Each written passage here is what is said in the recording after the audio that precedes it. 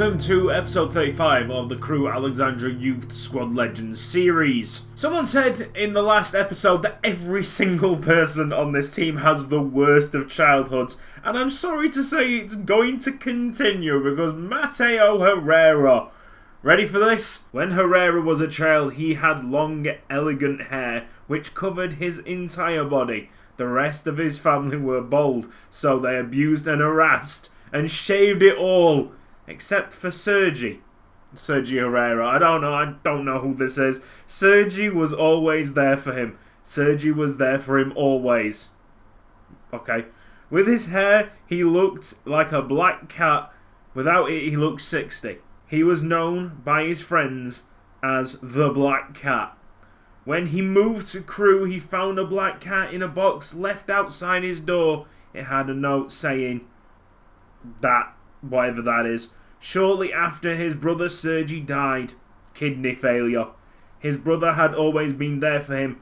He wasn't there for his brother. He cried and cried. This is just so horrible. Could you imagine being in these situations? He had paid so much attention on this. He was forgetting what his brother really wanted him to focus on his happiness, on his health, on his training, and on Crewe. When Crewe fans heard about this, they knew they had to play their part. They shout para Sergi to remind them, even though they are no longer in the same world, they will always be there for each other. And he says they put way too much effort into that, which I do agree. I don't know about para Sergi, but there you go. Obviously, Bold Herrera is playing for his bold dead brother. In fact, his bold dead brother will be even more bold right now.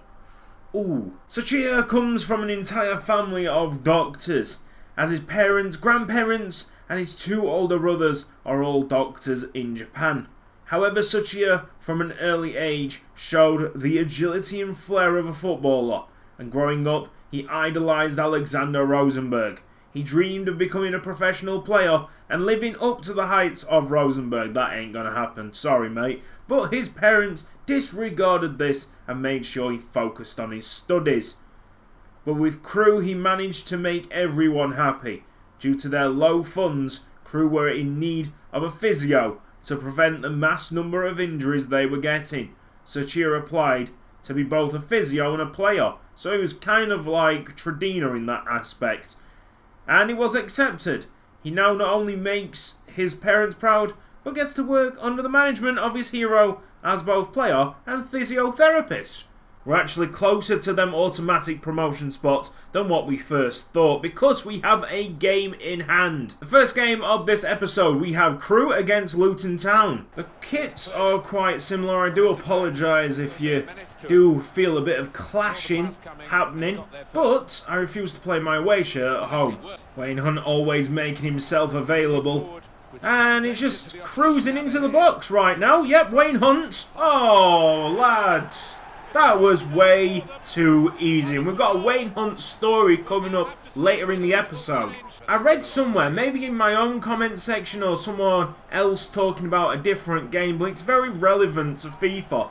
Do you think EA just patched the game to make it worse in order for the next game, in this case FIFA 18, to feel better when it's released?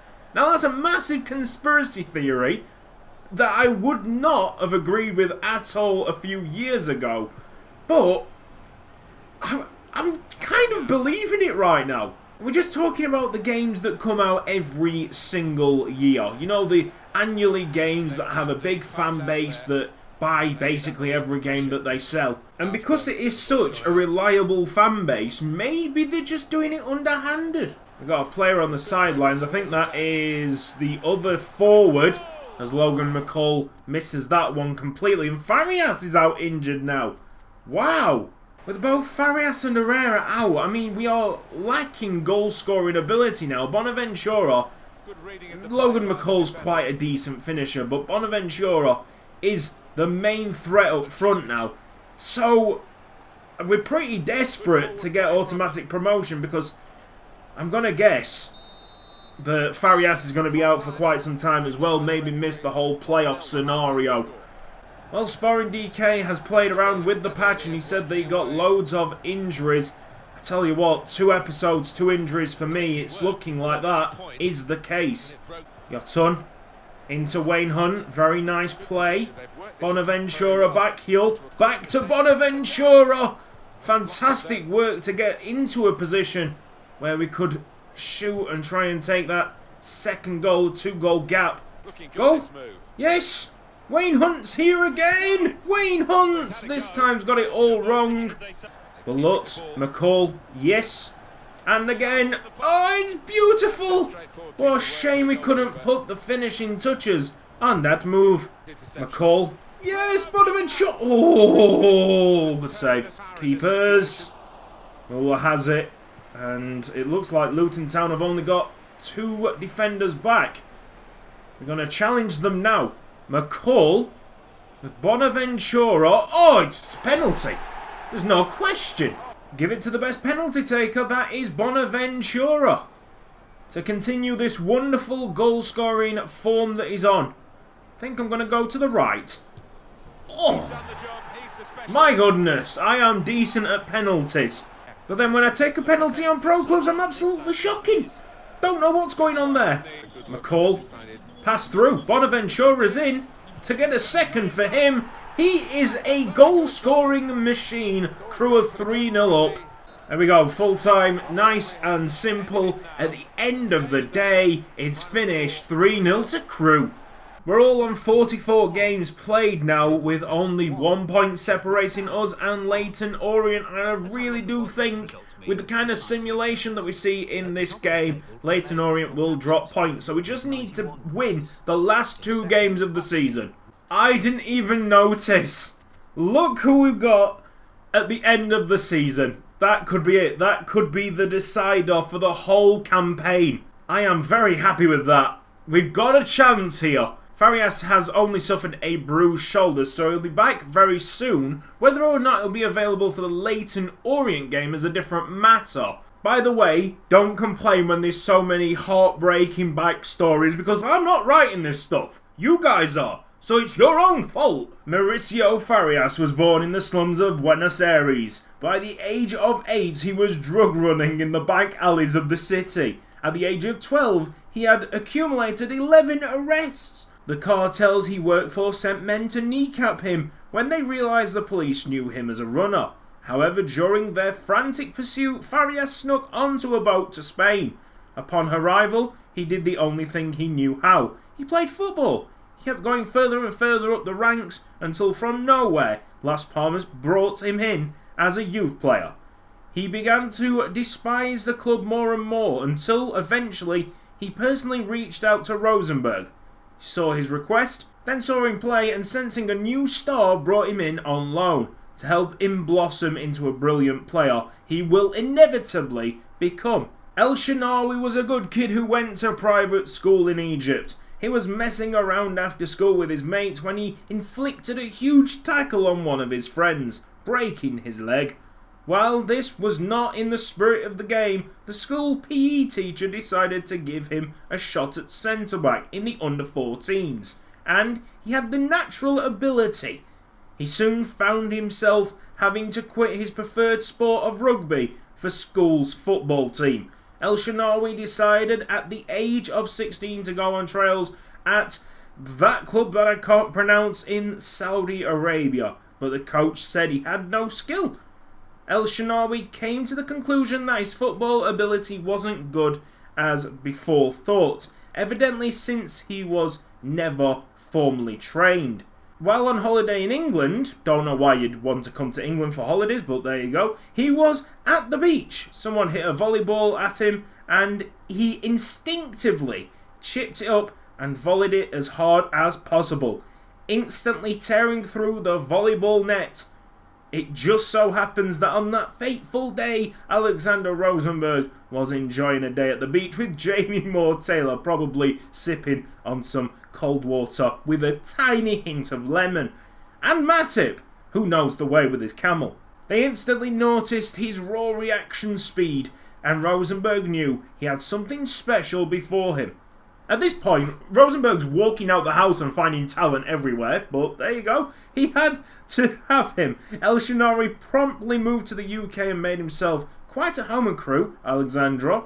I shall risk it for a biscuit here. Our second game is away against Oldham, and we got Balut up front, a position that he's never tried before. And I think he's got quite poor finishing, but his physical attributes are okay, and his skill moves are decent. Massive responsibility on Balut's shoulders.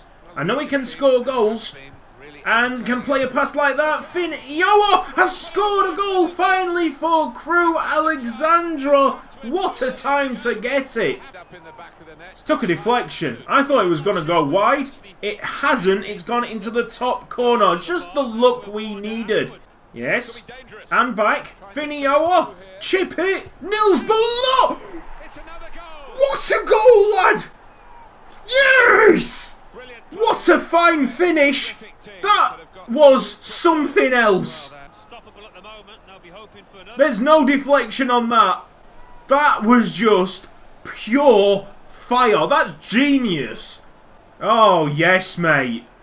Oh, yes. You've got Da Costa, who makes the turn and finds where to play it quite quickly. Iowa confident from that first goal, seeing Balut charge into the box, and just take a look at this finish one more time. In fact, no, that's not good enough. We'll take a look at it again. Contender for goal of the season. We've scored some crackers, but that might just have topped the lot.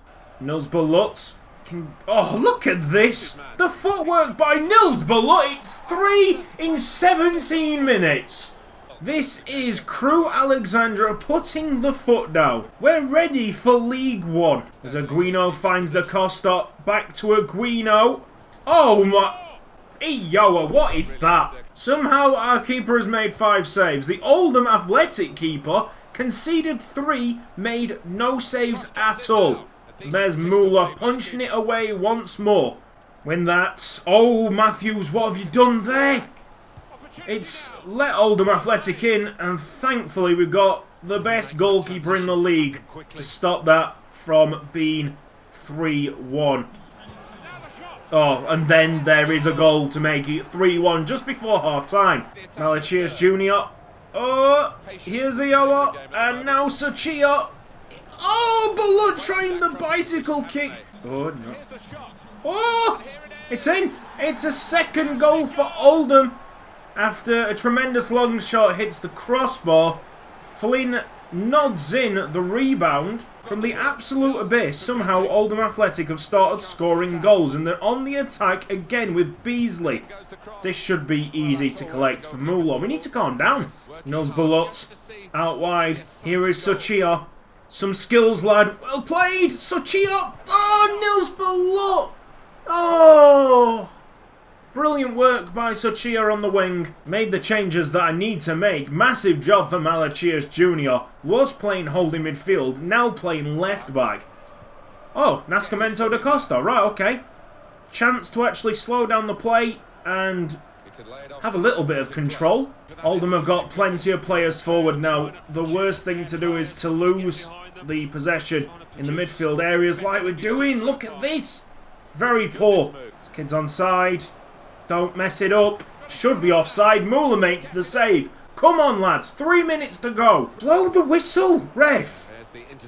Blow. Thank you. We've just about held on against Oldham. What a crazy game. Great news, everybody. Leyton Orient dropped points, so we have jumped above them in the table. We are in 3rd place and only now need a draw from our last game. And it looks like Herrera and Farias could possibly, potentially, start for us. Wayne Hunt, grandson of 1976 Formula 1 world champion James Hunt. Having heard exploits of his grandfather growing up, he wanted to be like him. An eccentric playboy, sleeping with supermodels, and occasionally driving a racing car quite quickly. A promising karting career was cut short by a lack of funding, as he was unable to get together a deal to make the step up to cars. Downbeat one evening, Wayne went for a walk to his local park to clear his head, and found a discarded football. Initially kicking it out of frustration, his shot hit a tree about 25 yards away. And that was the spark. At 15, Wayne joined a local team and with no prior experience showed excellent reactions, visions and adaptability. All signs of his motorsport upbringing. Having heard about youth trials at Crewe Alexandra, Wayne made the long trip up north with his family, determined for one last shot at sporting greatness like his granddad. Tired of all these kids having hard lives, Wright's dad was the CEO of a multi-billion-dollar company and mad sure his son had the best life possible. Wright wasn't very good at football, but his dad hired the best football trainers in the world and pretty much paid enough money until Wright was good enough to be noticed by Crewe. Vincenzo Bonaventura Jr. is a young Italian man who was born in Rome, the youngest of 10 siblings. He was a promising youngster in the Roma Academy and played for their under-15s. His mother and father were factory workers and earned minimum wage, barely enough to feed the family. Vincenzo Sr. decided that enough was enough and went to the Italian mafia for a loan. Of course the mafia said yes, and they gave him money. Vincenzo Sr. could not pay his debt back and was killed by the mafia. Vincenzo had to drop out of the Roma Academy and work. He was given a chance by Crewe Alexandra to play, and now he plays every game with a fire in his heart and scores every goal in memory of his father. How many goals are scored in memory of dead people? Crewe Alexandra against Luton Orient. The great thing is we don't need to chase the game, we have the advantage. Although, Thomas, well played, well done. Torian Moya with a very early yellow card there. Is that going to cause problems later on in the match? Hopefully not. Taylor, yes. Bonaventura to Morgan. Bradley Moore, oh my word, what a... Oh, wow. So far, we've been doing okay, but there is a long road between us and automatic promotion still. Oh, they've hit the post. And that's wide. Has Macias actually taken a touch on that ball? Because it looks like it's gone out for a corner. Yes, Macias. Well played. Well done, lad. Half time. We are halfway there. 0-0 at the moment. Bonaventura. Let's go, lad. Just a fantastic player with a huge amount of strength and courage. Taylor turns backwards to give it to Hunt. Here is Farias. Everybody's getting very tired, and it doesn't help when the Luton Orient defence is one of the fittest, one of the strongest that you'll get through the season. Remember the bright start that Davis had in his career at Crewe. We gave him the number 8 to start the season. Pretty significant number for a midfielder. And he just didn't live up to it. Now he's on for the last little bit of this game to try and get Crewe promoted. Keeper goes to punch. Sachia. Oh, gets shreked. It's Farias into Davis. And now Bonaventura ran out of room. But the talent is there. Thomas is getting involved, maybe getting involved too much. We don't want to be over-committing in the attack. Maybe time to go defensive as we see the added time get put on the board. 3 minutes to go in the season. Is there a chance? There's no chance. It's full time. We have been promoted because of this 0-0 scoreline. It's a magnificent scene here at Crewe Alexandra. Next season will be in League One. Fair enough, not the best of ways to get promoted. Final game being a goalless draw, but that's all we needed, and I didn't want to be silly. New youth player coming in to the squad, Douglas McCutcheon, 6'4" central defensive midfielder with a max potential of 78. Crewe Alexandra have another player here in Isaac Robinson. We have now finished with the proper episode and we're going on to the season review, which could be its own little episode in the future. But I've decided to stick this thing on the end of episode 35 this time round. So I'm just going to look at the big leagues, first of all, like Chelsea winning the Premier League with 90 points. And then we're also going to have like a massive squad report and check out all the stats for each individual player. And probably offer some contracts, because contracts are a big thing on whether or not a player gets sold in this series. So I'm looking at maybe renewing players integral to this side, probably the likes of Macias. Wayne Hunt could be a possible other candidate for a wage hike. So, England Premier League. You'll notice as well that we are not editing this part of the episode. This is just going to be nice and chilled at our own pace. So, Chelsea win the Premier League on 90 points. Crystal Palace, Watford and Middlesbrough go down. In France, PSG win it by just 3 points over Lyon. In Germany, Bayern Munich continue their dominance, 82 points over Dortmund 75. Italy, we have Juventus there on 91 points. Then if we just get to Spain,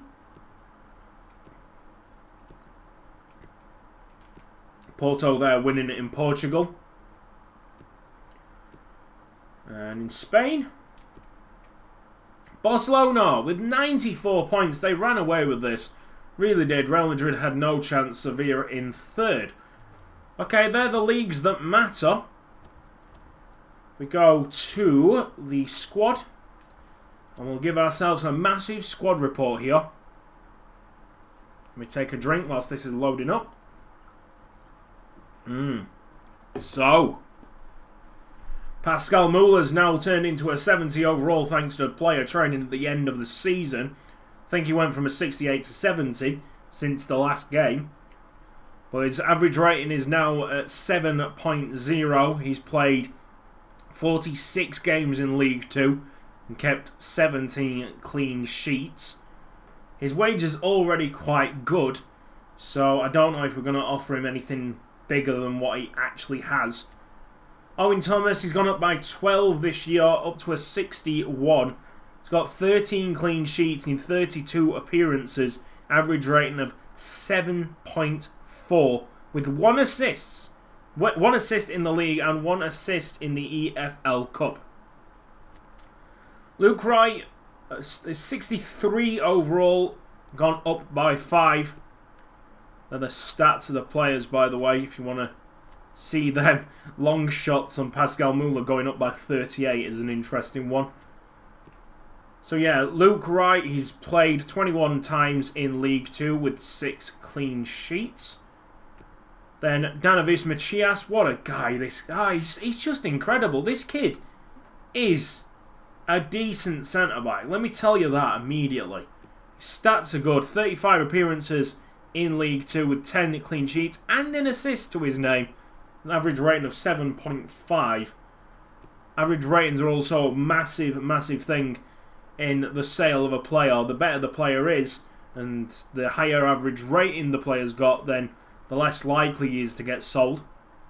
David Torion Moya, he's gone up 3 to a 63.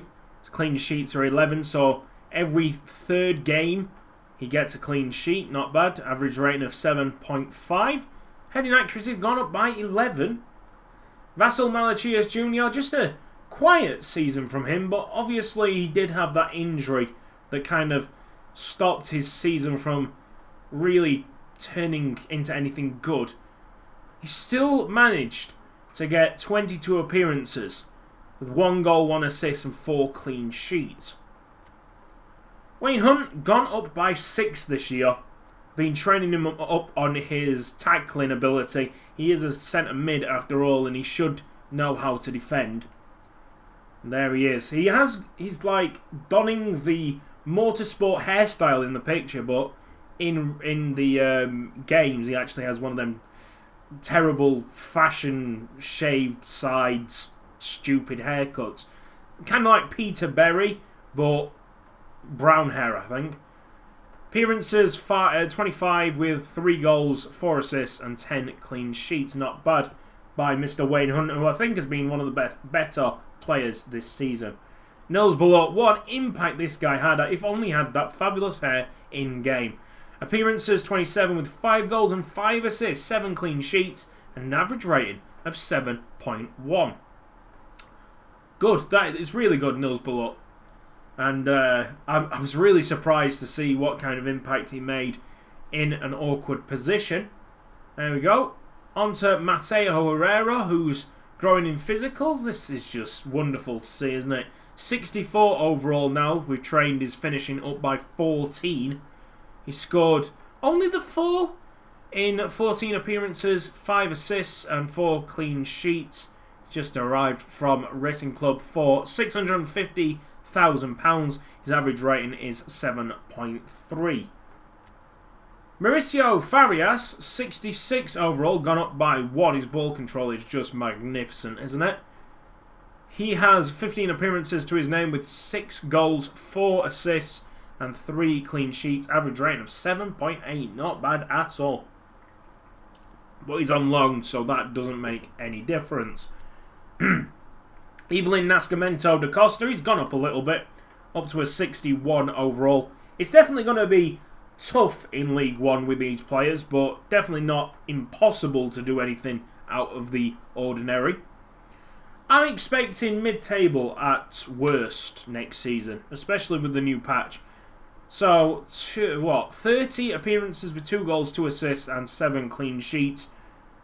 That is an average rating of 7 out of all the competitions. Finn Iowa, I don't even know. Why on earth has he got an average rating of 7.3? Scored 1 goal, made 4 assists. It looks so good. I mean, his finishing, it must be his finishing because everything else looks so promising. Abdallah Al-Shanawi, 58 overall, gone up by 1. I like him. He was terrible to start with, but he actually improved as the season went on. And he's a good little addition to the side with an average rating of 7.2. Nagisa Suchia, a lot of people like him in the comments section. So don't think that I do not read the comment section. I really do. He's got an average rating of 7. He's gone up by 2 to a 79 overall. Thomas Hansen, he's gone up to a 60. Nice backup goalkeeper to have, even though he's really, really annoyed at the fact that he is the backup goalkeeper. He's not going to stop Muller anytime soon, let's be honest. A whole 10 overall ahead of him now. Malcolm in the middle. Malcolm Taylor, 52 overall, gone up by 5. I mean, this is just his normal progression as a player, and it's quite good.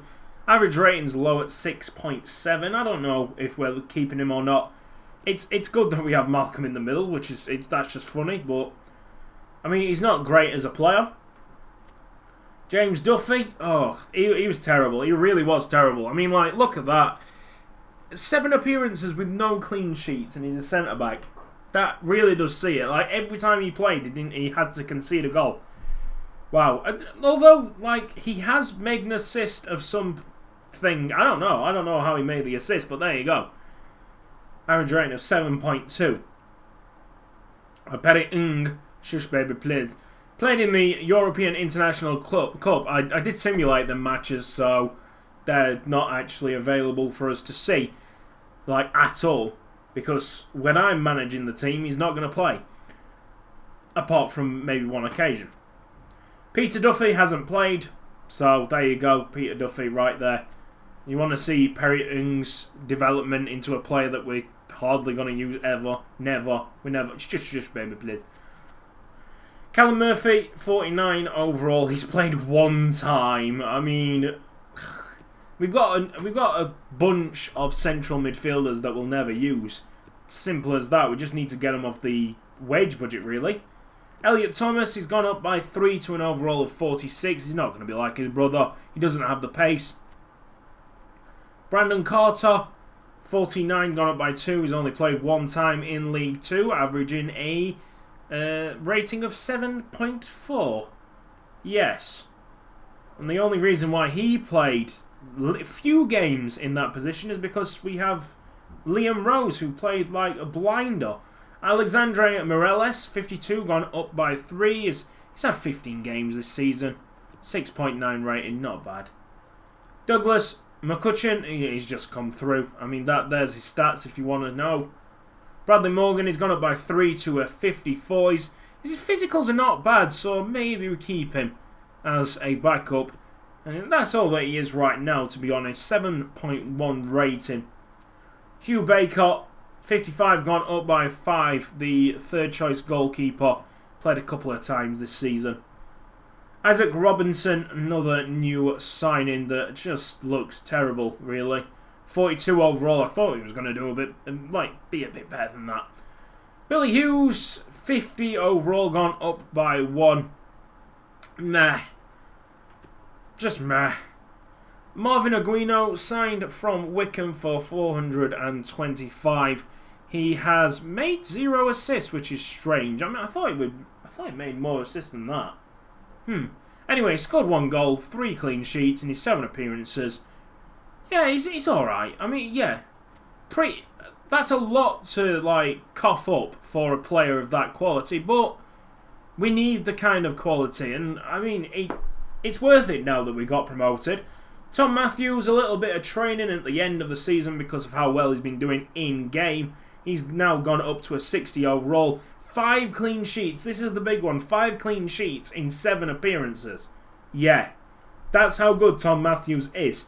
You can't really show it like that. That's all that we need to show. And then we got Vincenzo Bonaventura. The highlight of the second half of the season, to be honest. His 8 goals in 13 games was something out of this world. His finishing's nearly up to 60. People saying don't train him up, don't sign him. I'm not going to listen to any single word that you say because we're signing him up and we are training him. This guy is going to be very special. David Moore, overall of 65, gone up by 4. His valuation is now $500,000. He's got 8 clean sheets in 26 appearances, average rating of 7.3. Miguel Yotun, he got injured last season if you remember, but it's a very successful return back to full fitness. And he's a big player in the side, to be honest. The 14 games in League 2, he's had 6 clean sheets and 3 assists. Morgan Shaw, 46 overall, gone up by 1, he hasn't played. Peter Berry hasn't played that much because of his hideous hair, but he has kept a clean sheet in the 2 appearances that he's made. Average rating of 6.9. I mean, that hair though. Obviously not in the picture, but the proper hair, it's just hideous. Logan McCall, I mean, his overall is terrible, but he still tries to find goals, and he does. I mean, seven goals in 17 appearances throughout the season. He's got good acceleration. Maybe it's well worth us trying to train this guy up. It's gonna be a long slog before he's actually getting to anywhere. But his player bio, for sure that. I mean, his weak foot's only 2 stars. That's what's really stopping me. But like I said, these guys, some of these guys are very good backups, and Logan McCall is no exception to that. Archie Davis, we expected so much of him this season. It didn't happen. He did alright when he came on for the last game. That was the main point of him coming on, and probably the best game that he's had. He was quite frantic in that midfield, trying to win that ball back, and did on a few occasions. His average rating is 6.9. Aidan McNeil, 51 overall, and his average rating is 7. He's only played 9 times this season, but he's not bad. Good backup to have. 6 foot, can play centre-back as well. Played centre-back a little bit of last season. Jason McMahon, he's developing alright. I mean, gone up by 1, but he's a pretty decent player that hasn't got the game time, unfortunately, because of Suchir and Aguino coming in. Right, I think we've got 2 more to go, and there's Liam Rose. He's the big guy who's made quite an impact at left back. Not Torrejon Moya standards, but decent enough. He's gone up by 2 to a 50. And in the 10 appearances, he's had 5 clean sheets in League 2. We have Aidan Collins. He's played 1 time in the league, and I can't even remember when it was. But there you go. Physicals are good, has no technicals whatsoever. But that is it for this episode and this season. I really do hope you've enjoyed it. If you have, then please give this video and this season a massive like. I'll be back in episode 36 when we'll have actually gone through the pre-season, because we'll do a live stream, of course, before we do episode 36. Yeah, but episode 36 will be starting a fresh season in a new league. See you then.